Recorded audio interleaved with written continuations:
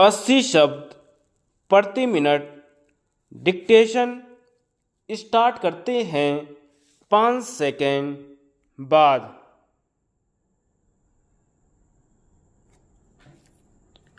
महोदय, भारत और बहुत से अन्य विकासशील और परिवर्ती अर्थव्यवस्था वाले देश आर्थिक उदारीकरण और विश्वव्यापीकरण के लिए अपने तरीके से प्रयास कर रहे हैं, परंतु मैं समझता हूँ कि व्यापार के उदारीकरण से विकासशील देशों को आर्थिक और पर्यावरण संबंधी लाभ तभी मिलेंगे जब बाजार प्रक्रिया को ठीक से काम करने दिया जाए और यह उत्पादों की वास्तविक लागत पर आधारित हो, परंतु अभी यह बात नहीं है।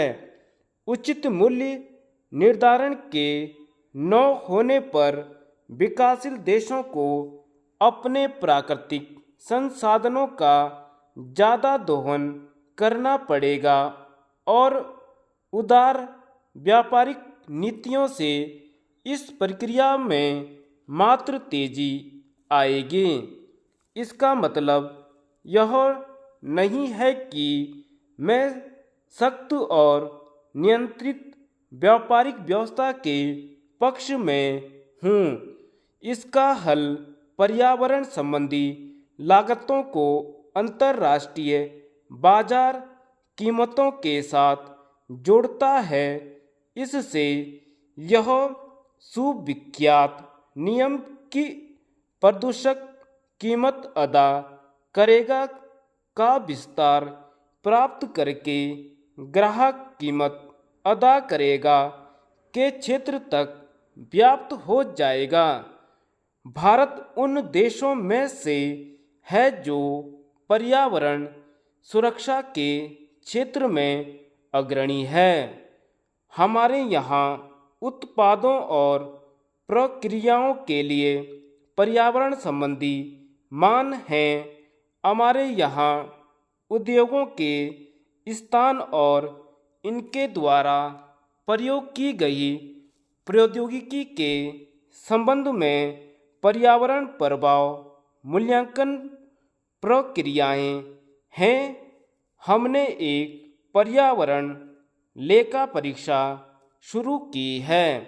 कोई भी विकासशील देश जो स्वेच्छा से पर्यावरण संबंधी सुरक्षा के इस मार्ग पर और आगे चलना पड़ता है, सापेक्ष लाभ प्राप्त करने की अपेक्षा तब तक कैसे कर सकता है जब तक उसे पर्यावरण संबंधी कम कीमतों का खतरा रहेगा।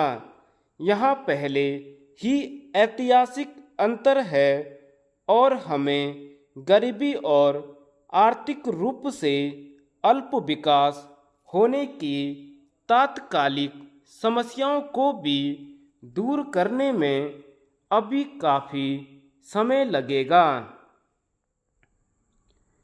यदि पर्यावरण के कारण व्यापारिक लाभ भी कम हो जाए तो इससे न केवल हमारे विकास के प्रयासों को धक्का लगेगा, बल्कि पर्यावरण संबंधी समस्याएं भी और उग्र हो जाएगी। गरीब समाजों में पर्यावरण की विकृति गरीबी को भी दर्शाती है और गरीबी के प्रभाव की भी गरीबी ही दुश्मन है और यही सीमा है जिस सीमा तक गरीब समाज को व्यापार से आर्थिक लाभ उठाने से रोका जाता है और यही वह सीमा है जिस सीमा तक गरीबी की स्थिति बनी रहेगी। हमने संरक्षणवाद के खतरों के बारे में बहुत सुना है, लेकिन कुछ देश अपनी संरक्षणवादी नीतियों को नहीं छोड़ना चाहते हैं। धन्यवाद।